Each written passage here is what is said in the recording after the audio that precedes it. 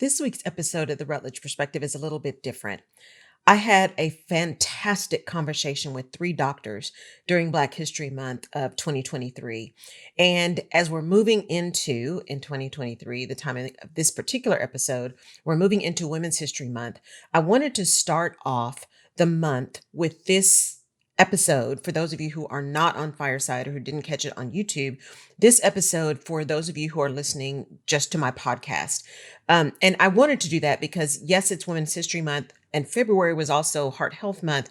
But one of the things that really hits women hard, and is hitting everyone hard right now, but in particular women, because it presents itself very different, is heart health and taking care of ourselves and how we do some things to ensure that we are managing our health, managing our wellness, managing our relationship with our physicians in a way that ensures that we get the kind of care that we need and aren't just blown off as, oh, you're just an emotional female, or are you sure it's painful? That kind of thing. And so there was some really great insight from these three physicians around those topics, as well as some things that you could do.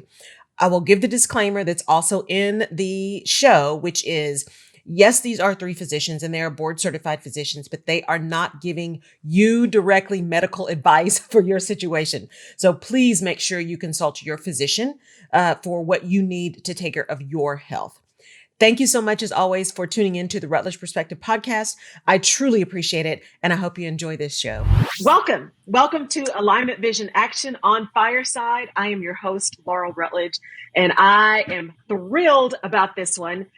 This is our first 2023 show, and I have three incredible physicians with me tonight, and we are going to talk about health. We're going to talk about being your own advocate. We are going to talk about the things you can do to take control of your health. We'll talk a little bit about how those disparities are showing up, because we can do some things about those individually before the big things are tackled.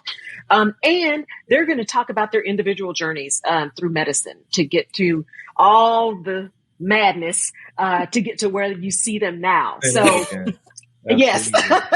So I'm going to quickly introduce you to them, because I'm going to put their full bios on YouTube. So for those of you who are watching on YouTube, you'll get their full bios out there after the show is over. I'll be able to post it out there. And then when we post it on the Fireside replay, you'll be able to see it. So first we have Dr. Tuere Coulter Hawkins.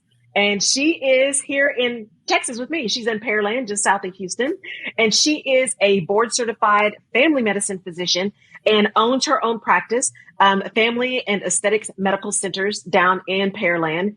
And she is a family medicine practitioner doing all of the things. And I'm going to let her tell a little bit about that story later, because some of the things that her patients have her doing now, which is awesome. We need more family physicians, right? And then next we have Dr. Ken Redcross. Ken, is so hard for me to call you Ken and not Ken. So just so y'all know, Ken is family. But since we're on a professional show, I'm going to call him Ken. But it's hurting my heart. Let's keep it tight. Right? It's hurting my heart to do that. But Ken Redcross is a board certified internist, and he is a health and wellness advocate as well, and a best-selling author. And his book was a #1 Amazon bestseller. And he talks a lot about that whole patient doctor relationship and how we really can build those bonds to have relationships that help us really maintain the right health. And so that's part of what we're going to talk about today, is how you ask the right questions and have the right conversations. And then last but not least, we have Dr. Shayla Toombs-Withers. And she is a board certified family and obesity medicine practitioner there in Tennessee. So we're all over the place right now. And by the way, Ken is in New York, and he's also a concierge physician. But she is in Tennessee, and she has founded her own practice, the Essence of Health Wellness Clinic and Coaching, and talks a lot about and helps her patients move into plant-based nutrition as opposed to having all of that meat. And she does not, push people into it. We had a long talk when we were at an event together, and she's like, it's all about just start by putting more green stuff on your plate. So welcome to the three amazing doctors. Thank you for being on the show with me tonight. Thank you. I'm so happy to be here. Thank you. This is going to be so great. I just can't wait. So here's what we're going to do, because there's so many questions, and I want all of y'all to answer everything, but we're not going to do that because that'll make people crazy. So I'm going to try to kind of move it around. But at the same time, if we move to the next question and there's something you wanted to add for that one, please feel free to do that. Okay. And to give a little disclaimer, yes, they are all board certified physicians. They are not giving you healthcare advice on this show. Okay. So full disclaimer, they are not see your doctor. Get a medical advice. I love it. Dr. Shayla's on top of it already.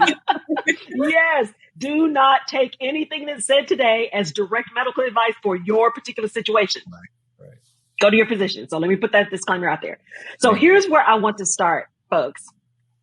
So, and we're going to talk a little bit about your medical school journey here at the end, but I really want to dive in initially to this whole health thing. And where I want to start is here. We know about all of, the healthcare disparities and all the things that happen, and how even in medical school now, we still have these things about, women, oh, you're just being, dramatic, or people of color, in particular, Black people, y'all don't feel pain as much, right? Your skin is thicker, all that madness that we know is not true. But we have to be our own advocates. So Dr. Twary, I'm going to start with you, especially because you've got family medicine and you're seeing kind of the gamut of patients. What is one of the key things that you would like to tell people to do when they go to a physician the first time and are trying to start developing that relationship and have something going on that they need to talk about? Sure. So there's a couple of things. One of the things that I think is really important is knowing your history, right? So your medical history is one thing. What exactly did the doctor diagnose you with? Because if we have some of that information as a background, it helps us to be able to take better care of you. Not just that, but what actually is the name of the medication that you're taking? So patients will come in and be like, well, it's the blue pill. Well, the doctor doesn't know the blue pill. The doctor needs to know the name of the pill. Is this a blood pressure medication? Is it lisinopril? Something to that effect, because some of the things that can happen is if we prescribe one thing and you didn't tell us about another medicine that you're taking, sometimes there's a possible interaction. And so then they'll be like, oh my God, that doctor tried to kill me. They gave me something that I didn't agree with me, but you didn't give the doctor the information. So knowing your history is really important. And that includes family history as well, because that helps us to know how to check for certain things in you, or if we should start checking earlier or whatnot. So if there's a family history of breast cancer, we're going to screen for breast cancer earlier. If there's a family history of prostate cancer, but if you don't have any clue, how did grandma die? I don't know. She was old. Well, that doesn't help us to be able to take better care of you. No. So I think one of the big things is just history. History is so important when you're coming into your doctor's office to meet them for the first time. And it allows them to kind of get to know you on a better, platform and scale, and to really know, like, how do I dive into this person and how do I make sure that I'm taking the best care of them? So history is important. I love that. And that actually is a really great lead in, because, Ken, you talk a lot about that doctor-patient bond and building that relationship. And so many times, especially older patients, right? I remember grandma, she would go to the doctor as she got older. And I'm like, well, what did he say? I don't know. What do you mean you don't know? What, so it's talk funny. About building that relationship. How do you tell people to do that? Ask the questions, right?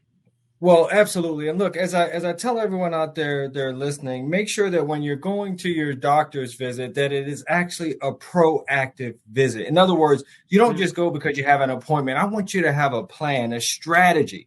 What do you want to come from that visit? And when you get there to that doctor, there's 4 things you should be making sure: that there's trust, respect, empathy, and communication for that to really be your doctor. It's important because when you look at the data and the research, you get about 7.5 minutes with your doctor, 7.5 minutes. And in that little bit of time, I don't know how I can find out, how was your daughter's wedding?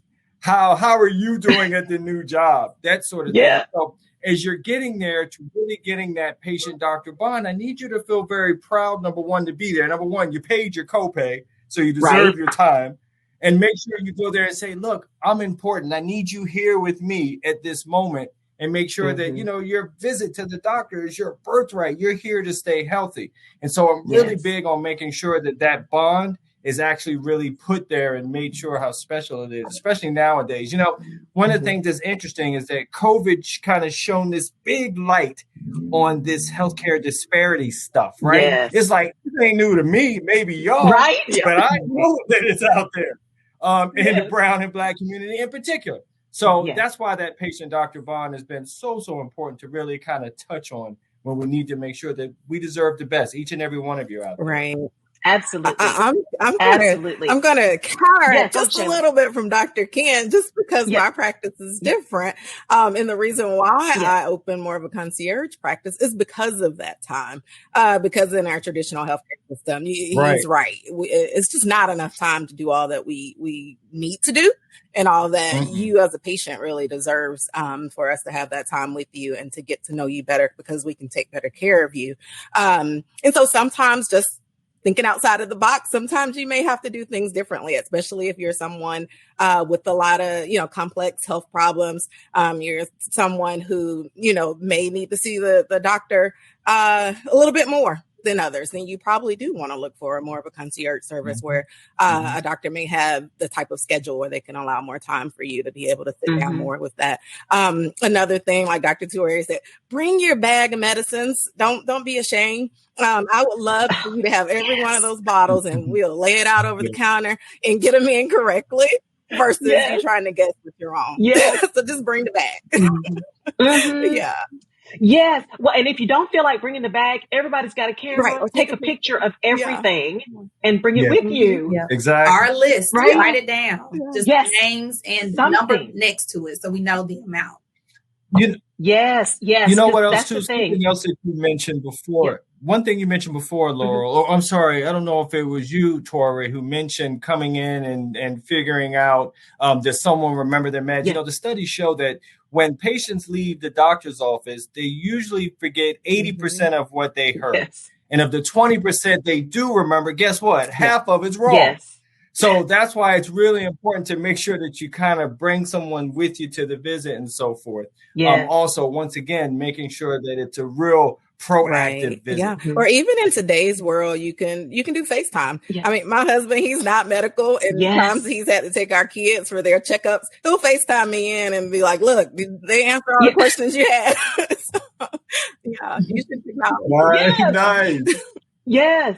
Well, and that, Dr. Shayla, I think leads to that next question, which is, how do you determine, right, if you're going to bring somebody with you? Because I'm big on asking lots of questions. And if you don't think you're going to be able to ask the questions to bring somebody with you, how do you feel, or how do you make patients feel that it's okay, and in some cases it is necessary, to have an advocate with you to be asking questions? Because there's a whole HIPAA thing. And should I even have anybody with me? How do you help patients work through that? So first, if a patient comes in with someone, and I, definitely do this more with my teen patients. I first ask, do you feel comfortable with who's in the room? Is there anybody we should excuse from the room? And, once you determine their comfort level, then you can go into that. And then if they're, an older patient and they have a caregiver, a lot of times caregivers are very helpful, too.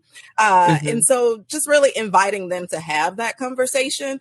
Like I said, my practice is a little different, so I have time for that, but I do understand the stress from when I was in a traditional model where it was hard to fit in that time. And a lot of times, you would have, sometimes it would be helpful if the caregiver would send their questions beforehand, so that you can, preface it with that, and you can already hit those high notes as to what's been going on that way too. But I definitely welcome if a person has an advocate that they can bring. Another thing that I would do a lot of times too, if it's somebody who I know they're probably not going to remember what I'm saying, is I'll write it down for them and say, 1, 2, and 3, 1, we're going to increase your lisinopril to 20, so that they know, walking out of the door, they got their little piece of paper that they can look at and go from that. Right. Because not all pharmacists will catch everything too. Because sometimes you got to go to a compounding. It's not going to have everything else that you're taking.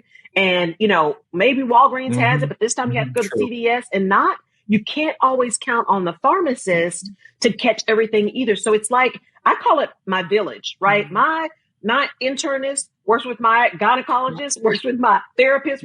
Everybody knows all the stuff. Right. Yeah. And that's helpful too, to, sign a release so that your doctors can communicate with each other and have all the information. Yeah. And I was going to add a little something to what Dr. Shayla was saying, is that also know your person. And what I mean by that is identify someone that you actually do trust with your health care. Because sometimes family members will come and they may not understand everything, but feeling safe enough to bring somebody and identify who it is, because that person may need to help make some health decisions for you if for some reason you can't speak for yourself. So let's say you need emergency surgery. If nobody knows what you're allergic to, they can't tell those doctors that information, right? Or let's say you were in a car accident. If there is no one who really knows your medical history and you are unconscious and couldn't speak for yourself, there needs to be a person identified. And there are times I do work in a traditional practice, so time is limited for me, but my patients will tell you still spend that time. Now, with that being said, there is a wait. You're not going to come in and always be seen exactly on time, but that is the type of doctor I am. But that means I spend the same amount of time with you. And what I do see sometimes is families get so busy, they might have to drop mom off and come back and pick mom up because they have to run errands. But mom isn't very aware of the medicine she takes, of everything that's going on, or able to really answer the questions. And so sometimes the doctor is stuck and they're like, what are you here for? The person comes to the appointment. The person's like, I don't know. And then the doctor is sitting there looking at them like, okay, how can I help you? Like, look, I got stuff to do. Or you're trying to sift through that chart to see, what striking may have gone on. Right.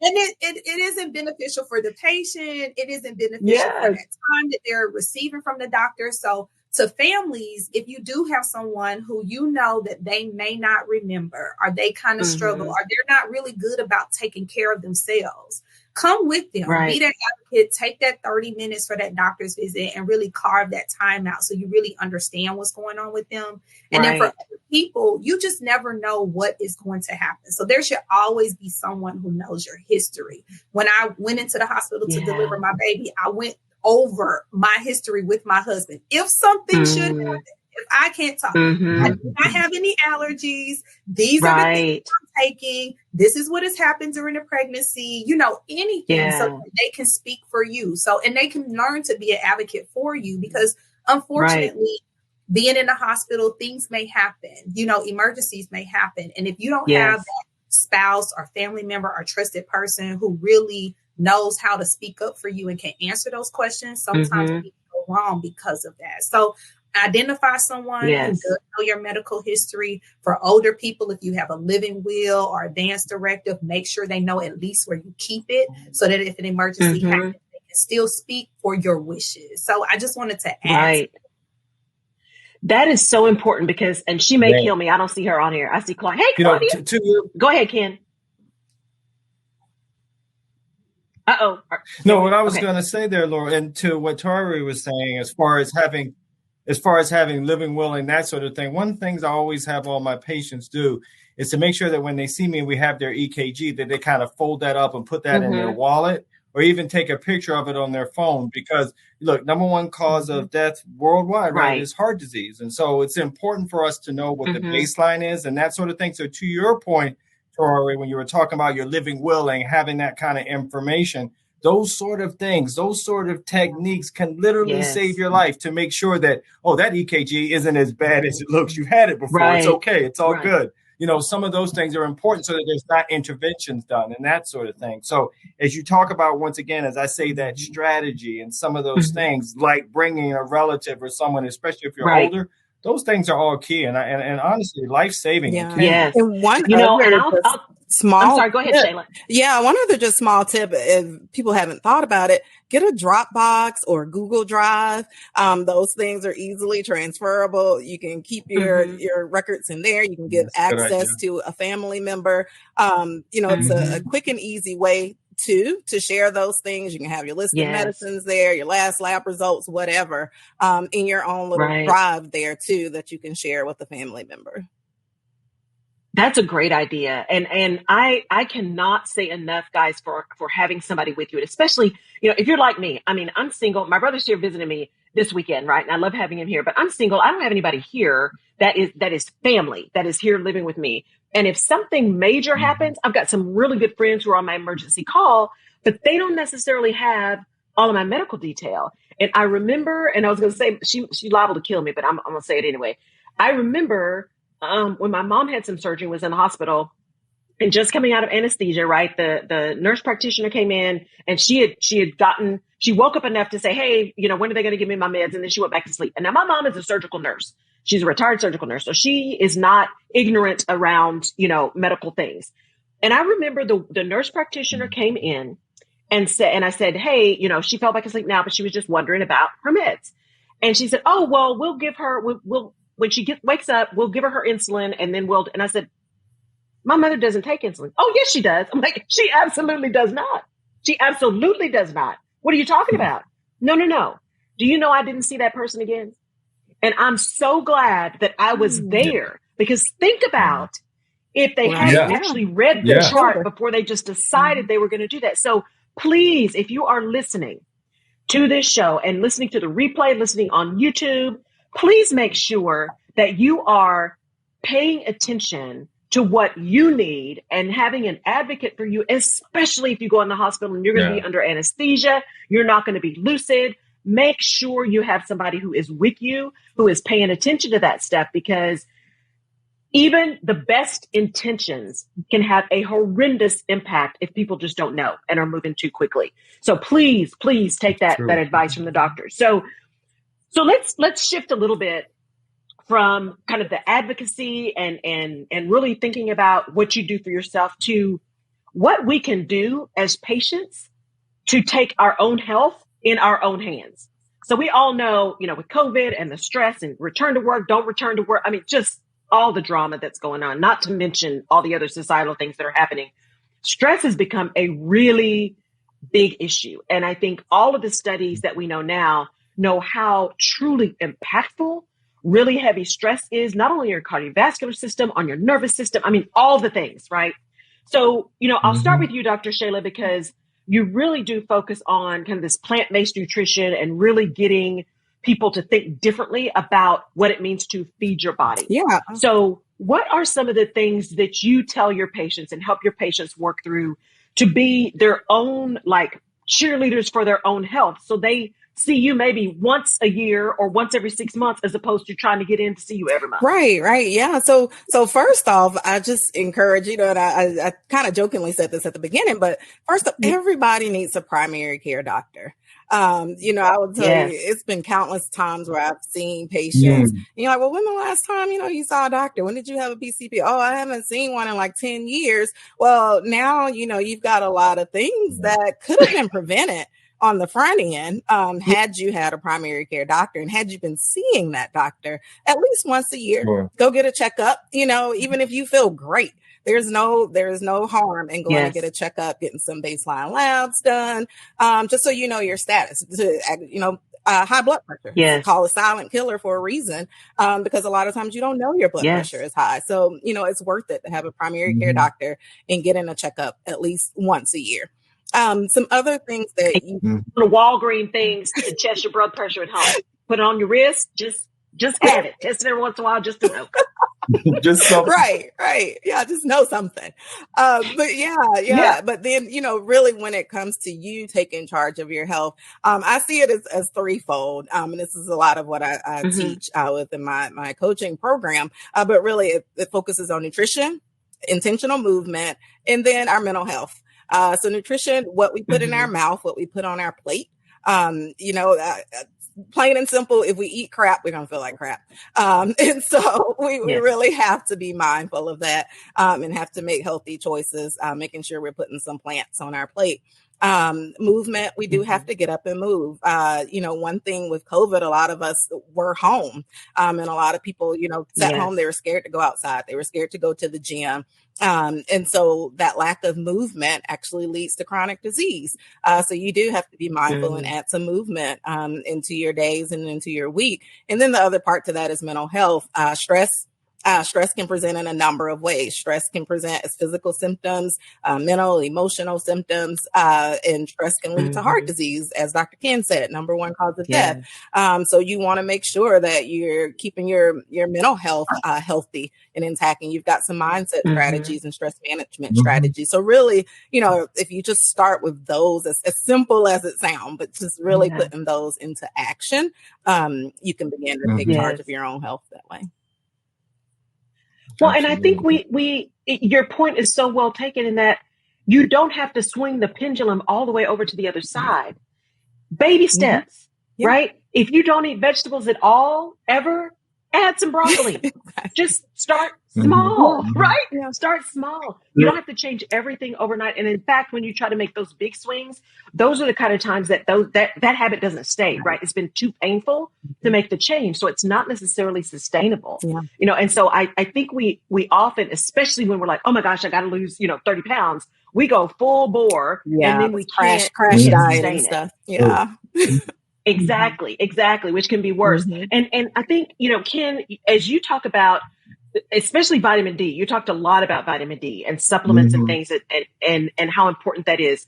So this is a little more scientific, but I say that as a non-scientist. Yeah. Some people ask this question. So I personally have been taking vitamin D forever. I take a lot of vitamin D. Right. But I was reading and talking to my internist, and so I'm in the doctor at least once a year, usually about every 6 months. If it's not working right, I want to know why, and I go ask somebody. Good. You should. I don't have any problem getting it. I'm a chicken. I want to know, right? Let me at least do what I can do to keep from going out of here too soon. But I've been taking vitamin D for an extremely long time, and she was saying that actually there's starting to be more studies around. Do Black people in particular, people with darker skin, are those levels that we're trying to get to for vitamin D? Is that really what we're going after? Or is there some other thing around vitamin D that's really important for us? Because mine doesn't stay up. It just doesn't. Right. So when you think about vitamin D and other supplements that, they're kind of these standards, again, health disparities, there's kind of these standards. What are you seeing and kind of telling your patients around thinking through what does that mean for me as an individual? And maybe what's changing in the science for communities of color around some of those things that might have been standard before. No, that's a good point. So look, as we think about vitamin D, everyone, look, as we grow up, we're remembering vitamin D and knowing about our bones and saying, milk does the body good and all that sort of thing. But what we're realizing is that vitamin D is not just a bone story. It's actually an immune story, actually. Each and every one of our immune cells have a receptor where vitamin D nestles in perfectly because we know that vitamin D works with 2,000 of our genes, and people of color are lower in vitamin D for a few reasons. Number one, that beautiful melanin in our skin blocks out some of the sun's rays, so that blocks it out a little bit. Not only that, our elderly, and during COVID times, we weren't getting out. So that's why when you saw the numbers, who were more affected? African Americans and Latinos second, right? For that similar reason. And the elderly with that really make it even more exponential. Now, when we look at the vitamin D levels, when you go to your doctors, that's kind of the Western medicine. So I'm Western medicine trained, but I also have Eastern ideals of practice in what I do. So when you look at those levels, everyone, that's the regular Eastern stuff. But when you look deeper and kind of peel back the layers of the onion, you recognize that the best levels for us, for minorities in particular, tends to be between 40 and 60. When you look at the normal numbers, they say 30.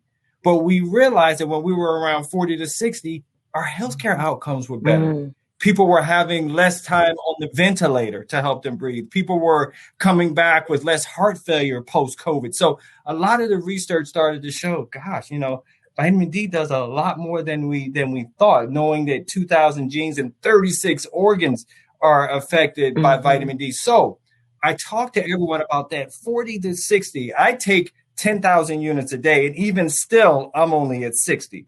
Now, once again, like Laurel said, look, talk to your doctor now before you start taking all this. Please don't go pick the highest thing off the shelf and start taking it. I've seen that go way bad. Exactly. So, no.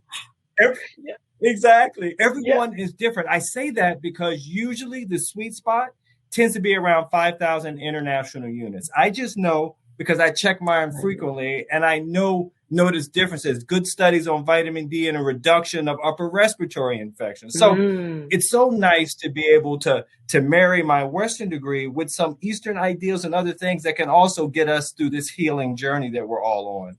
So when you think of vitamin D, and you're able to really talk to your parents and now your grandparents and everyone to say, you know, have you checked your vitamin D? I had a kind of a campaign called Get on My Level.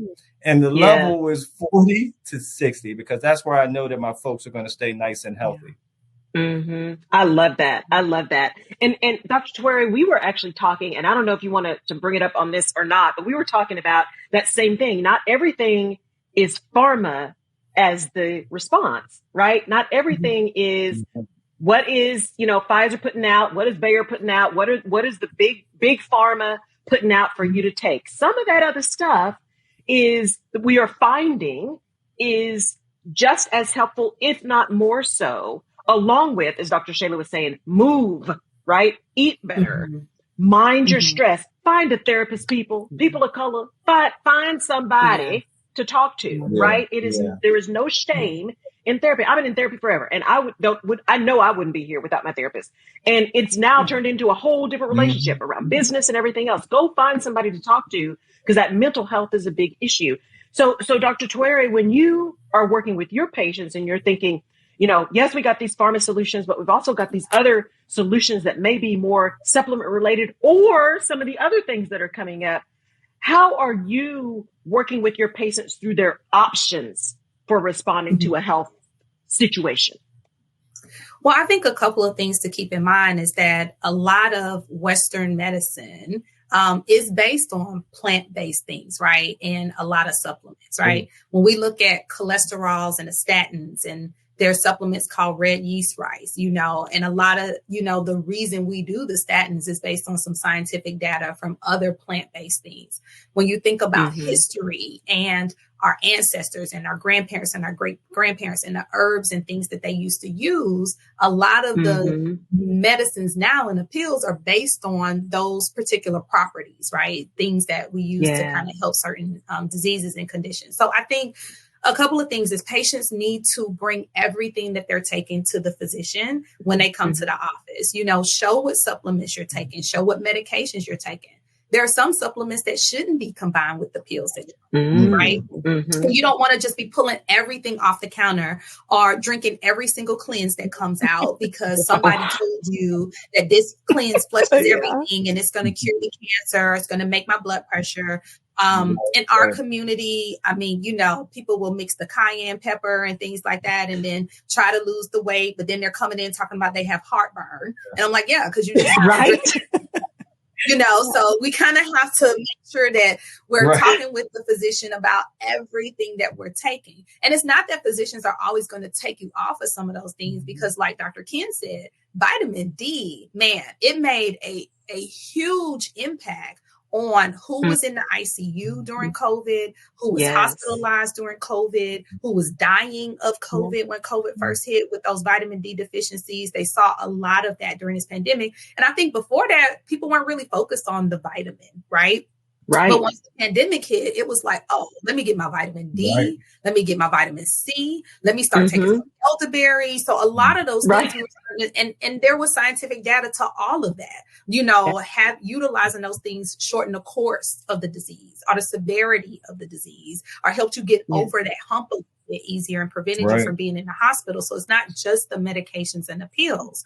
The other part of that is doing the work beforehand, right? So when Dr. Shayla was talking about movement, you can't be living a sedentary life and think that you're not going to get sick or be able to fight these infections. If you're out, if you're walking daily, going for a run, swimming, playing basketball, whatever your choice of action is, that's also going to help your immune system. So you really do want to get out and move, and don't expect these conditions to go away when you're not doing anything to help it. So a lot of people come in like, oh, doc, I don't want to be on medicine. Once you start on medicine, you're on it forever.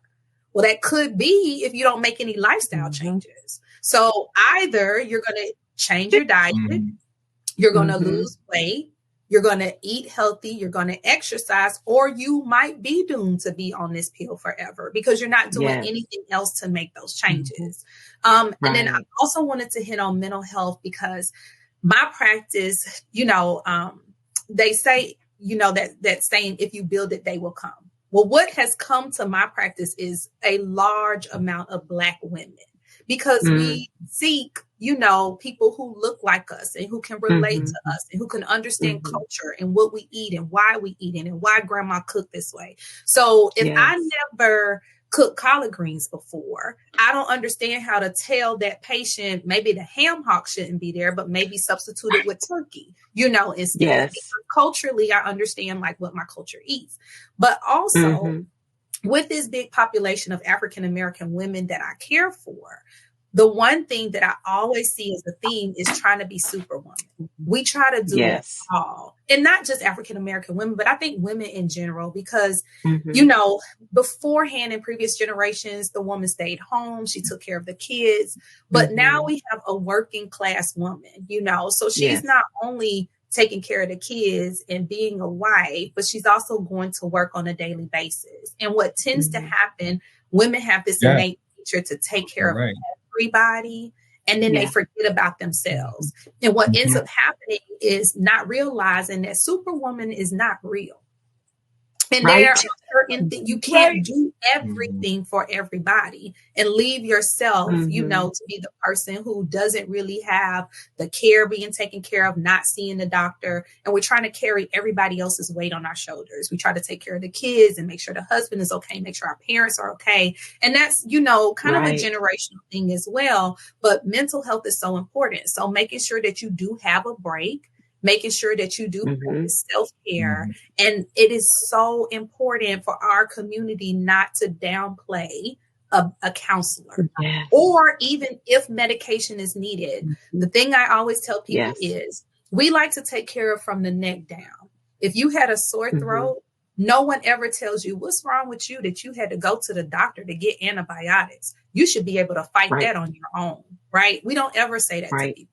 If you were diagnosed with cancer, we don't say, oh, you should be able to do that naturally. Don't go get the chemo or the radiation or see the cancer specialist. You should be able to fight that off on your own. But for whatever reason, when it comes to feeling anxious or feeling stressed or feeling depressed, it's like I'm weak if I can't fight this on my own.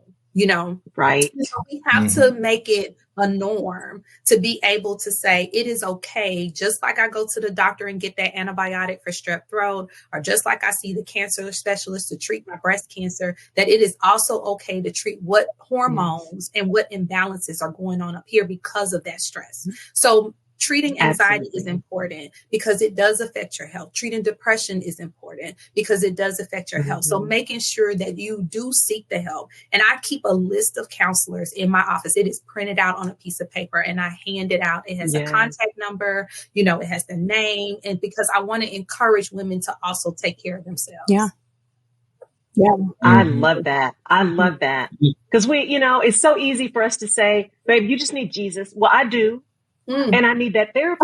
Right. But Jesus also gave us psychiatrists. Jesus gave us therapists. Jesus gave us Prozac. Okay. Right. Listen, and Jesus had a group that he also counseled with, right? That's where the disciples came from.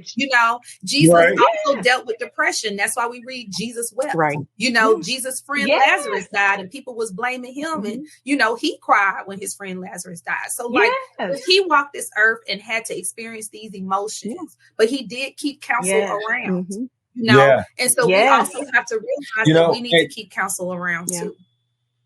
We do. And look, as you guys are both mentioning, or everybody's mentioning Jesus on this podcast here, as we're talking about that, Dr. Sheila, when you mentioned before the nutrition, the movement, the third part that I always say, just like that, I said, Dr. Sheila does it too. And the third thing I always mention is spirituality. Yeah. So spirituality is that other part too. It could be praying with the patient. It can be meditation. It can be Tai Chi, but all of that is still that healing piece. And when you mentioned to Ray before about African American women, there's a syndrome called weathering, Weathering was really seen throughout COVID, especially in African-American women who were already dealing with the brunt of, racism, institutional racism, and so forth. And now also dealing with the COVID pandemic. And just like you leave a bike outside when you're a little kid and it's just weathering and raining and it just gets rusty and broken down, that's what happened to our Black female during this time, and very, very difficult. So now you're seeing all the depression, just like you guys. I'm seeing more of depression and anxiety that's being more spoken about, especially in our community, which has been very taboo to talk about that.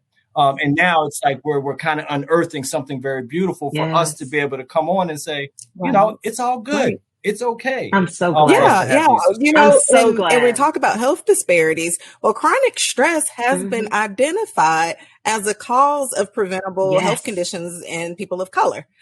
Because, we have lower socioeconomic status in general. We don't always have safe green spaces to be able to get physical activity, oppression, police brutality. All of these things contribute to chronic stress, which in turn puts people of color at higher risk for high blood pressure, diabetes, heart disease, these conditions. So it is important for us to keep that in mind and keep our mental health as a priority as a part of that.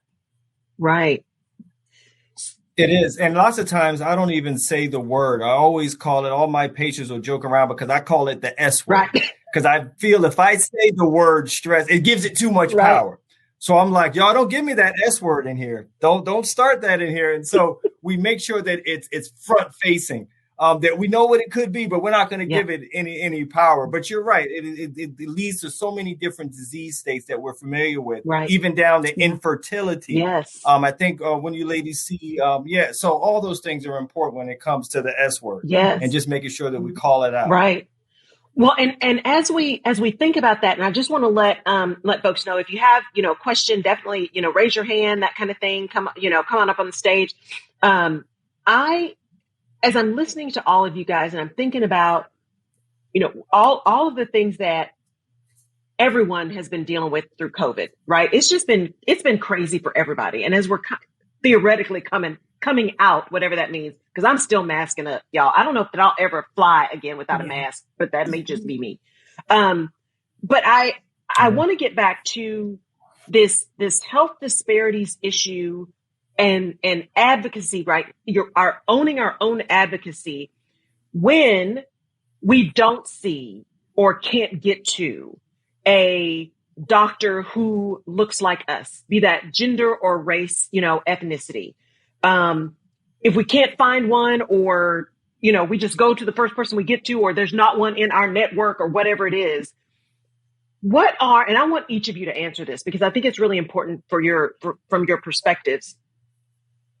What can a patient do when they're not being heard by a physician, right? What can they do? And I think that more often happens when there is that kind of disconnect, either a gender or race or ethnic disconnect, that unconscious bias around the patient's real pain or real concern. What can a patient do to truly advocate for being heard? And I'll start with you, Tuere. To be honest, if you feel unheard, it just may not be the right match for you. So it doesn't necessarily mean that you have to throw a hissy fit in the office or whatnot, but just seek a second opinion. It may, if I'm having abdominal pain and I just don't feel like I'm getting the right answer, or that the doctor isn't hearing me or paying attention, you have the right to see another doctor. Your insurance doesn't limit you to just that one. So even if you can't find someone who looks like you, and statistics do show that no matter what culture, when you see someone who is culturally more aware, who looks like you, who's part of your culture, you actually do have better health outcomes. So it's not just for African Americans, but it's just for culture in general. It's not a racist thing or a racism thing, but it's just what the outcomes look like, because I'm better able to understand you or understand some of the things that you might be saying. For instance, I don't speak Spanish, right? So there may be some things lost in translation, even when one of my employees may translate for me. But if they saw a doctor who actually spoke Spanish, sometimes they're better able to understand what they're trying to say. And it's not that A lot of doctors aren't trying to hear you. It kind of goes back to what Ken says. They have 7 minutes. 7 minutes. That's it. Your 20-minute visit is really not 20. It starts from the time you walk in the door. If you have an 8 o'clock appointment, you do not see that doctor exactly at 8 o'clock. You're checking in, insurance is being verified. The nurse has to bring you to the back, check your blood pressure, and then you get to the doctor. So the doctor may just be trying to distinguish what's the most important. So yes, you could come in here and you could tell me that your toenail is thick and you do not like this toenail and you want it to be treated. And the doctor is just not listening to me. But if your blood pressure is 180 over 100, I am not paying attention to your toenail. Right. And you also have to understand that there is going to be a set of priorities, because at the end of the day, when people go into medicine, they do really, truly want to go into medicine to help, right? And they're going into medicine because this is not an easy path to take. There's plenty of things that you can go into that you will make more money and work way less than what we are doing. So you really have to have the love for it. But you also have to understand that if you had a 20-year span of not seeing a doctor, everything wrong with you will not be fixed in that 1 7-minute visit. But what they are going to do is prioritize. Your blood pressure is high. If your blood pressure is this high, you can walk out this door and have a stroke or a heart attack or die. So what I am going to focus on is this blood pressure, but don't worry, you can come back and we can knock off and tackle some of these other things. But you know, you also have to try to see if you can communicate really well, be on the same page with the physician. And then there are going to be times where you are just not heard. Health disparities are there. There are biases that are out there. And if you're not heard, find someone that will hear you. And it may be a trial. I might have to go visit this doctor and see if I like it, get recommendations. There's a Facebook group that a lot of people, a lot of women in my community are in, and they're like the moms of this area. What they put in recommendations. You will have a plethora of people come to you based on that Facebook group, or you will have a plethora of people avoid you based on that Facebook group. Right. So, you know, word of mouth also works. So ask somebody else, do you like your doctor? Would you recommend this doctor? And then try to find another doctor to go to. So, you know, you can be an advocate, and sometimes you just kind of have to say, this isn't the right match for me. Doctors are human. We all may not mesh. You know, our personalities may not click. Doesn't mean that that's a bad doctor, but it's just not the right one for you. Yes. Yeah. I think as I think about that on my end. So as you look at the data and the research, everyone, when you look at African American doctors in the United States, it's 5%. And when you look at African American males, we're only 2% and some change. Our sisters they like leaving us behind. And so that already is a challenge to sometimes get to, which is a good thing. So that's a challenge sometimes to get someone that necessarily looks like you. So when you actually go to the doctor and you don't find that fit, number one, like Tori said, you know, sometimes as beautiful humans as we are, sometimes it doesn't always sync up. But there are some things you can do. Number one, you could do what I joke around with patients. Luckily, I'm like you, Dr. Shayla, that I'm a concierge physician. So we have as much time as necessary. But some of my people who are all around the U.S., you could do some things like kind of have your coming to Jesus moment and just say, you know what, doc? And a lot of patients don't feel so comfortable kind of, I don't want to say confronting the doc, but just saying, you know what? Can you hold on from looking in the electronic medical record just for a hot second so we can talk just kind of eye to eye? Is that cool? And actually having that discussion, because you'd be surprised. Some of these doctors you think you're not meshing and vibing with, they may not always get it. Look, we're mad busy. Sometimes we get in our own worlds. And sometimes we may need you to kind of tap us on the shoulder and say, wake up, bro. We need to talk. I really would love to have a better connection with you. The other thing I do is another little secret, at least when I was more like you were doing, Tori, with the different sort of practices, try to get that first visit of the day. Number one, the doctor is there. We're bright-eyed and bushy-tailed. We're not mad, S-worded out from the way our day has kind of gone. So that way you get me and get us at our freshest moment. And last but not least, if it's like a 30-minute visit, get smart, get cool with the medical assistant and make a 60-minute visit so that we have no choice but to hear what we have to say, depending on how their system is set up or how they do their visits. But in other words, I just mean a longer slot of time if you know you're someone who likes to kind of have a little bit of discussion. For my millennials, it's different. Millennials are like, Doc, I ain't got time for this, man. I just need a refill. Right? And I'll do it virtually. Just email me. Exactly. So the key there is know who you are before you meet that doc. Does this person seem like they're going to give you the bums rush or the short shrift, or they look like they're going to actually sit down and give you some eye to eye? So it's back to that proactive visiting. I love that. And I will add to that and say, do some research on your own. There's nothing wrong with that.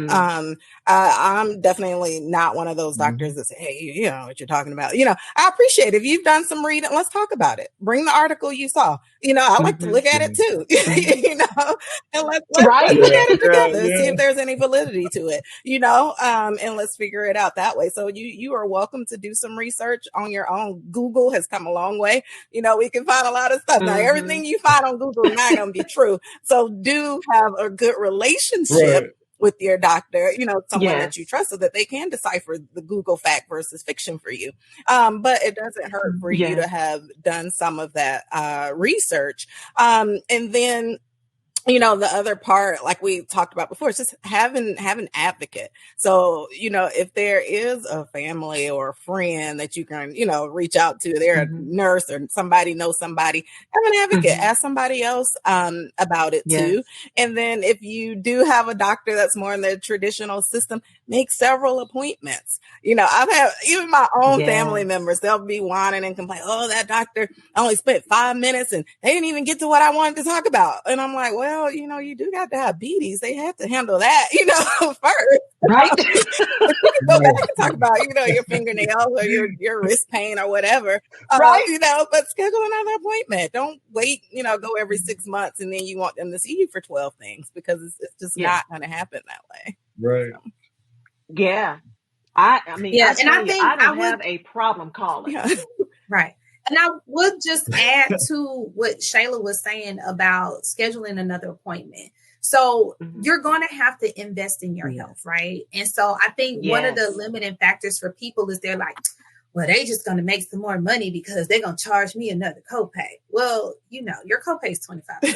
The doctor isn't going to get rich, you know, on that copay, but it allows you more time and you're going to have to make that investment in something. So even if it means I have to see you monthly until this is under control, schedule those follow-up appointments because you want to close that chapter. You do want the answer to your questions, but it is going to require some time. Because the doctor may not be able, there are some things they might be able to figure out in that 7-minute slot, you know, or that 15-minute slot or whatnot. But then there are some things that don't have a quick answer to it. So when you come in and you say, you know, doc, I've just been really tired. There are so many things that can contribute to you being tired that doctor will need to work on. Are you anemic? Is it your vitamin D? Is it because your diabetes isn't well controlled? Is it that mental health and that anxiety, or is it lack of sleep? Do you have sleep apnea? I mean, there's so many possibilities for you feeling tired. So you're going to have to give that doctor some time to kind of work through those things and figure out. And so that way you have an answer and you're satisfied, but it will require multiple visits. So just keep that in mind that not everything is going to be one visit, but be willing to invest that time because at the end of the day, it's not you investing in a doctor. It's really you investing in you and your health. Ding, ding, ding, ding, ding, ding. That's important. We had one question that came through that said, you know, for those who are really seeking that help with mental health, but they don't have insurance, like their insurance doesn't cover any kind of mental health visit or anything, what do you guys tend to recommend for your patients who, you know, really may be seeking some kind of counsel, but don't have the kind of coverage for that?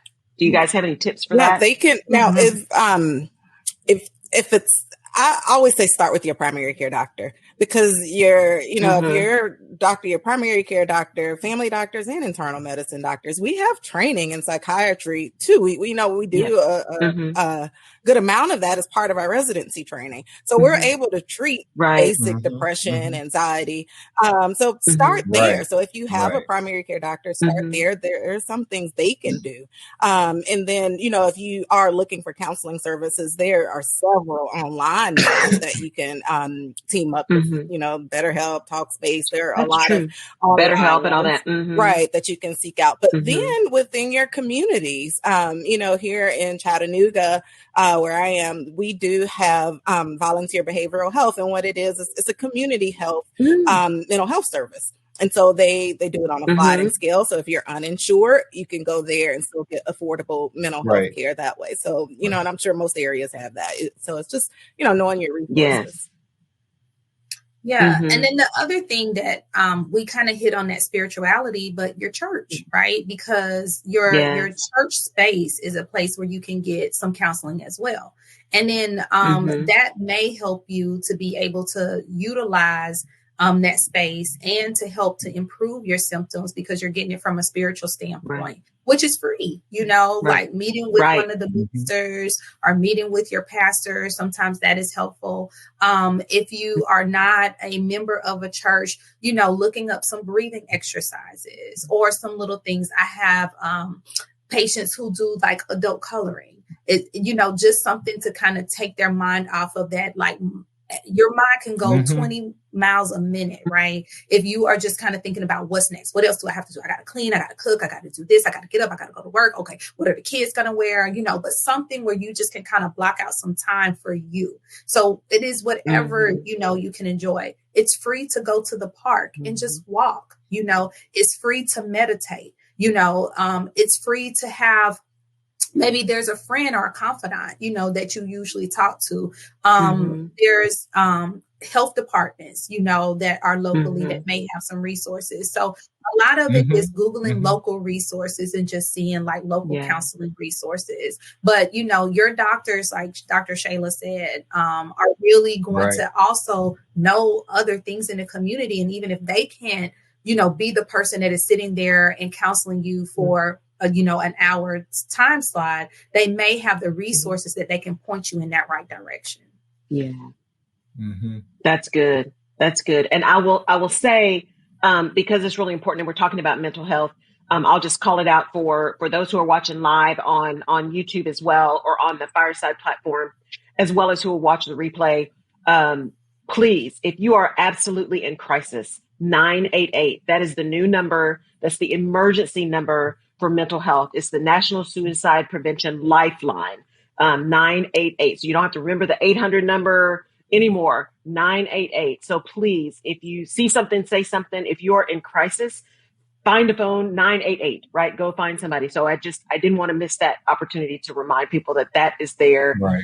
When that came out, I was really excited because it is, it is preventable if we can find ways for people to get help. So before we end, I know we're getting really close to the hour, but I did want to talk about this because it is Black History Month, and I am talking to three amazing Black physicians. And so I want each of you to give us, if you think about your medical journey, your journey through medical school and how you got to be here. I think to where you said, people go to medical school really to make an impact and to help people and to help health outcomes. So for each of you, tell us, one, what made you decide to do medicine? What was the hardest thing you found? And then the last thing is, if for a kid who is thinking, that this is what I really want to do, what is the one piece of advice that you would give them? So what made you decide, right? What was the hardest thing? And then what piece of advice would you give to somebody? So Dr. Shayla, I'll start with you. All right. Yeah, sure. And we talked about this before, Laura. Yeah. So my road to medicine, I was one of those kids growing up. I always liked science. I always liked math and science. Dr. Tueri and I actually went to math and science high school together. Fun fact. Oh my gosh. Yeah. But I did. And so, for the longest though, I thought I wanted to do more like biomedical engineering or something of that nature. I did a summer program and I found out I did not like engineering at all. I didn't like drafting anything, drawing anything, none of that. Yeah. And so I went on and I tried out different things through college, and I was a biology major because I liked science, and I knew that I wanted to do something in the science field. I did another summer program in college at Brown where it was more in medical research.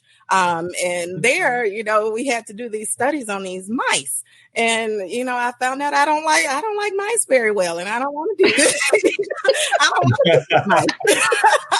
Yeah, so it was kind of like right? We're gonna cross that out. We're gonna cross that out kind of thing. But I knew that I had a love for the field, and I did. I wanted to help people, and so went to medical school. And I'm an osteopathic physician. And the difference for the audience with allopathic versus osteopathic medicine is that we get a bit more training in medical manipulation therapy, and so just looking at the body a little bit differently on top of general medicine. But as part of my medical training, a lot of our focus was within primary care. And I recall, when we were doing rotations through medical school, my favorite rotation was family medicine. We actually were required to do a rural family medicine rotation. And so it was 2 hours away from any hospital. And so the things that I got to see there as a medical student, it just blew my mind how much this family doctor was doing. They weren't just sitting there sending referrals out. They were actually hands in doing, work every day, life-saving, changing type of treatment. And so that really drove me to wanted to get into family medicine, just seeing the vast amount of knowledge that you could gain in the field. And how many options you would have to be able to help people. And that's been true. We as family doctors, we can do so many things, and we help people just in a number of capacities that way. And then the other part of your question about what's been the hardest part, it's really true about what they say is really one, getting into medical school, into those first couple of years of medical school. Because, especially when you get into medical school, you have to think about typically the people that go to medical school, we're all top of the class kind of people, because you have to have that to get in, first of all. Yes. But then you've got, 150 all top of the class students. Well, that's got to settle out some kind of way. Yeah. So all of a sudden things are drastically, more challenging than it was when you got there. And so it finally came to a point where it was like, dang, I really got to study. I got to spend 12 hours in the library now. I hadn't done that before. Yeah. And so it was, but when you it's about goal setting, with anything in life. And when you have that goal as to what you really want to do and, setting your eyes on that goal, you'll work hard for it, and you'll feel better for it, for getting through that and knowing that you can. We can do hard things. We as a people can do hard things, and we can accomplish things, and so really, if I had to talk to, some other younger person that was really interested in the medical field, the biggest piece of advice really is just to remember that you can do hard things. It's not going to always come easy. You will have some challenges, but you can do it. Keep your eyes focused. Just keep trying it, and you can do it. You can accomplish it. Yeah. I love it. Dr. Twary, Ken, I'm going to have you go last. I'll get the women first. Okay. That's right. Women, I agree. Well, my road to medicine, I think, started early. So my grandmother was a really big influence on me when it came to what I wanted to do. She would always tell me stories of her mother, who was the midwife in the area that they lived in, because they were in a very rural community. And this was at a time where African Americans couldn't go to the hospital and deliver babies. They had to deliver at home, and a midwife would come to their home. And so her mother was the person who delivered all the African American babies in their community. And so one thing that happened was my grandmother recognized that I was a really smart kid. And so she didn't graduate elementary school. She ended up having to stop. And so because of that, she said, I want you to be different than me. I want you to go on, and I want you to go to school, and I want you to do something big. So she would always encourage me, you're going to be my doctor, or you're going to deliver babies. You're going to be my doctor. Thankfully, throughout my journey, there was always people who continued to encourage me. So from my teachers to my parents, my grandmother, and then my mom was very intentional about making sure that I saw people who were doing things that I wanted to do. And so she was very intentional that my pediatrician looked like me. And my pediatrician was personable. And so as I grew up, the only doctor I knew was a pediatrician. So my goal was, I'm going to be a pediatrician. Well, that changed in medical school because I became a family physician instead. And as I went through my different rotations, and that's the beauty of medical school, is you get to try a little this and try a little that and see a little bit of this and see a little bit of that. And you also get to see who are going to be my colleagues. Do I fit in well with these people? Do I not really fit in well with these people? Do we have this common goal? And so what really spoke to me, family medicine, was actually my last rotation before I had to make a decision. And like Shayla, the doctor that I worked with, he did everything. He delivered babies. He took care of adults. He took care of children, and he owned his own practice. And, you know, so crazy, but full circle.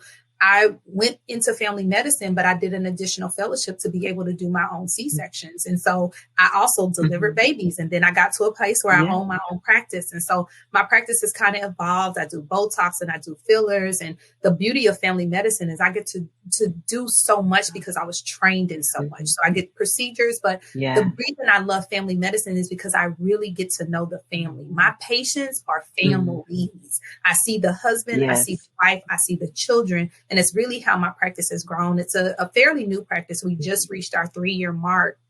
And I really did not Congratulations. Thank you. I didn't advertise at all. My patients were actually my advertisement. They were telling their families and they were telling their friends. And my name became a part of this Facebook group where people would just keep putting my name in there. And so thankfully, I went from a few patients who followed me from the university that I used to teach at and practice at and do those C-sections at, to over 1,800 people for just me, you know, and that's been in 3 years. So one thing that I would tell the person who is interested in medicine is just to keep going and then to figure out what you love. Because if you really love it, even on those hard days, you're not going to quit. And the other thing is we need you. We need more doctors. We need more people like you. We need my parents. I need to know that when they go and schedule an appointment, they paid to see a physician. They get to see a doctor, you know, and so, you know, really go out there and go for it, and you can do it. And if you need help, search for mentors, search for people who are doing exactly what you want to do, because they are going to be your biggest advocate, but they'll also be able to help you. There are pointers that I can give people who are going into medical school because I was on the committee, the admissions committee. I know what we're looking for, right? So when you're seeking those mentors, they're going to be able to give you those tips. This is how I did it. This is how I got there. So just keep going. I love it. I love it. Ken, we'll end with you. Thank you, guys. Look, this is and I'm sure for you guys too. This is an emotional thing to kind of think of this journey. For me, it's been 20 years. I'm probably the oldest. They look so daggone young, but for me, this journey has been interesting because look, a lot like Dr. Shayla and you too, Tori. I'm sure. I was a science kid. The first doctor in my family. So I remember that I just loved science. I wanted to go into veterinarian medicine because I love animals. I have 6 now. And so I always loved that. But then I started to just recognize how much I adore people and adore patients once I finally had that opportunity. And so it was challenging for me through medical school because, and you're down in Tennessee, but I went to med school in the capital of the Confederacy. In Richmond. So a lot of different challenges here that'll have to be part 2 of the show here. I was right down the road from you, Dr. Ken. I was in Blacksburg. So I get it. Yeah, exactly. I'm not talking to somebody who doesn't really get into. And so those were some of the challenges that I had. Here it is, this kid who it's interesting, guys. I was living in the frat house with my fraternity brothers, and I didn't know what I was going to necessarily do. I knew I was really good at bio. I was all just like everyone else, and I applied. And I'm there in the frat house, and one day I get this letter: "You've been accepted to medical school." I'm like, "Well, what just happened? Right? What's going on here?" So you talk about a blessing here that the good Lord said I have bigger things to do.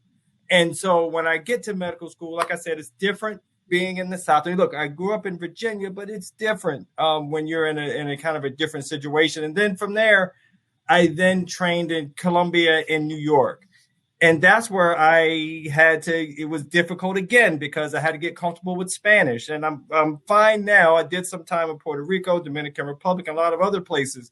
But what I mean is that there's so much growth that happens through this process of where I was a couple of decades ago from some science kid who didn't know that he could actually be a doctor to where my journey has brought me to now. So as I talk to kids and other people who are younger, who are looking at the finished product, right? It's so easy to look at the finished product and not recognize the struggle that we all have gone through and go through each and every day. And so as I tell my young people, I always tell them, obviously, believe in yourself, but more importantly, be yourself because everybody else is already taken. Yes. Be yourself and make sure you know who you are. And it'll get you there, but you have to keep fighting each and every day. And so when you're looking at someone like all of us who are not the norm, when you look at doctors across the nation, like I said, we're part of the 5%. Yes. And so when you see that, that's something that's very special. And even if there are young children or people who have children that don't necessarily look like us, the struggle is still there to make sure you know who you are and you're focusing on that person that matters most, which brought us all here today. It's all about patience. Yeah. It's all about you who are watching and listening to us and making sure that that has to be your focus. This is a very selfless sort of job. Yeah. And it's important that you kind of know your makeup before you go in. But I promise it's doable. Just make sure you lay it all out on the line. I love it, y'all. So I have to tell you guys, who are listening to the show, so for those of you who are here in the beginning, so Ken is family, and I'm struggling calling him Ken because that's not how I know him, but it's Ken, his family.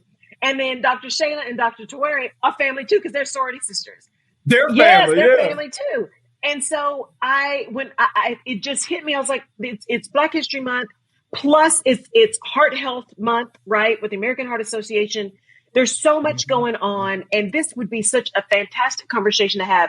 And I am just so honored that the three of you so quickly would say yes to do this and have such a great and deep conversation. And I honestly do want to have it again because this whole idea of STEM and having young people really think deeply about STEM, trying to increase that 5%, right, of physicians because representation matters. Understanding how to advocate, the fact that all three of you have really great perspectives on our own health advocacy and owning our own stuff, right? We can't rely on our physicians to do everything for us. We have to participate. You don't want to be on that drug anymore. What are you going to do to help that, right? If you're not feeling well, what are you paying attention to? Why are you booking one appointment every 10 years, right? What are the things that we can do? And so we're going to find a way to have you three back on again to have some deeper conversations about some of this stuff, and especially about what we can do with everything that's going on to really dig deeper into some of the health disparities, right? What can we as individuals do to start to address some of that? So with that, I know we're a little over. I try to keep it to an hour. But those of you who came into the audience, thank you so much for being here. For those of you who listen on YouTube, I really appreciate it. And I'll be loading up their bios as well for you. For Dr. Shayla, Dr. Tawari, Dr. Ken, thank you guys so much for being a part of Alignment Vision Action. I am over the moon. I'm actually not sleepy, and this is way past my bedtime because I'm up at 4 a.m. And thank you, Laura. It was a pleasure. I thank you all for being here. Yeah. Thank you.